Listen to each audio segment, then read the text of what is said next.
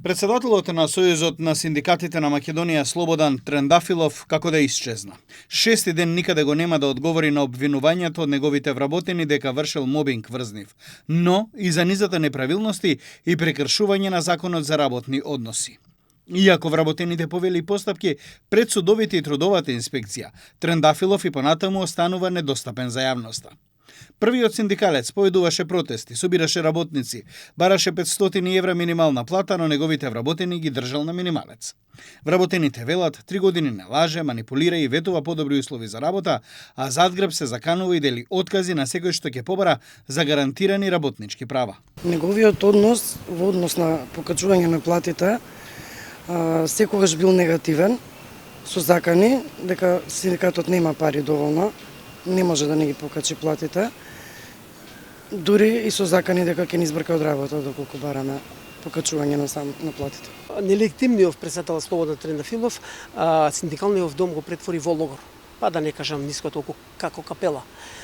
Ми избрка 7 души, 4 се суспендирани а замислете се бори за работнички права.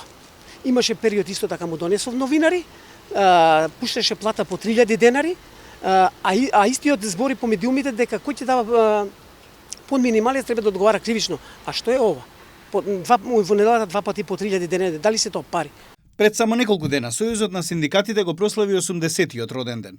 Трендафилов зборуваше за правата на работникот, кој меѓу другото велеше дека платата не е милостина. Денес сме овде да одбележиме 80 години од создавањето на една идеја. Идеја дека работникот не смее да биде сам. Идеја дека човекот кој создава вредност со својот труд мора да има право на достоинствен живот. Идеја дека платата не е милостина. Дека работничкото право не е привилегија и дека социјалната правда не е подарок од никој. Наша задача е да не ја прекинеме таа нишка. Наша задача е да се бориме и да не се молиме. Според сегашните, но и поранешни вработени во Сојузот на синдикатите и во фирмата основана од синдикатот Син АГ, велат дека говорот на Трендафилов е лицемерие и побараа негово заминување од функцијата, најмногу поради кршење на работничките права.